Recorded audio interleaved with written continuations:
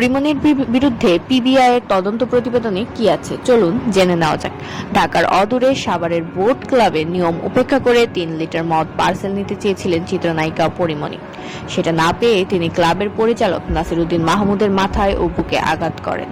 তিনি ক্লাবের পানশালার ভেতরেও ভাঙচুর চালান। পরিমণির বিরুদ্ধে নাসিরউদ্দিন মাহমুদের করা মামলায় পুলিশ ব্যুরো অব ইনভেস্টিগেশনের পিবিআই তদন্ত প্রতিবেদনে এসব কথা উল্লেখ করা হয়েছে।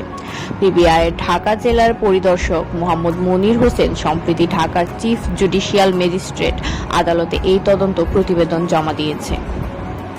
তদন্ত প্রতিবেদনে পরিমণির কস্টিউম ডিজাইনার জুনায়েদ বোগদাদি ওরফে জিমিকে অভিযুক্ত করা হয়েছে। তবে পরিমণির সঙ্গে ফাতেমাতুজ জান্নাত ওরফে বনির বিরুদ্ধে সুনির্দিষ্ট কোনো অভিযোগ পাওয়া যায়নি বলে উল্লেখ করা হয়েছে। পরিমণির বিরুদ্ধে মারধর ও হত্যা চেষ্টার অভিযোগ এনে 2022 সালের 18 জুলাই ঢাকার আদালতে নালিশি মামলা করেন নাসিরউদ্দিন মাহমুদ। তদন্ত প্রতিবেদনে পিবিআই বলেন, পরিমণি 2021 সালের 8 জুন রাতে বোট ক্লাবে বাদী নাসিরউদ্দিনের সঙ্গে সুসম্পর্ক তৈরি করেন। ক্লাবের নিয়ম উপেক্ষা করে তিনি বিনা পয়সায় 3 লিটার মদ পার্সেল নিতে চেয়েছিলেন। সেটা না পেয়ে বাদীর প্রতি ক্ষিপ্ত হয়ে হুমকি দেন। পরিমণি ইচ্ছা করেই নাসিরউদ্দিনকে লক্ষ্য করে অ্যাশট্রে ছাইদানি ছুঁড়ে মারেন। এতে নাসিরউদ্দিনের ডান কানের উপরের মাথায় আঘাত লাগে। এতে মাথায় জখমের সৃষ্টি হয়। পরিমণির ছোড়া ভাঙা কাচের টুকরা নাসিরউদ্দিনের বুকে লেগে বুকে জখম হয়।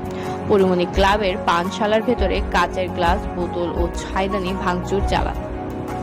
তদন্ত প্রতিবেদনে বলা হয়েছে, নাসিরউদ্দিন এই পরিস্থিতিতে পরিমণির সঙ্গে আসা তুহিন সিদ্দিকীকে পরিমণি ও তার সঙ্গীদের নিয়ে চলে যেতে বলেন। এতে পরিমণির কস্টিউম ডিজাইনার জুনায়েদ বোগদাদি গালাগাল করেন ও হুমকি দেন নাসিরউদ্দিনকে। এক পর্যায়ে জুনায়েদ কিল ঘুষিয়ে মারেন নাসিরউদ্দিনকে। যোগাযোগ করা হলে পিবিআইয়ের প্রধান ও পুলিশের অতিরিক্ত মহাপরিদর্শক বনোজ কুমার মজুমদার আজ বৃহস্পতিবার প্রথম আলোকে বলেন, তদন্তে যতটুকু তথ্য পাওয়া গেছে তার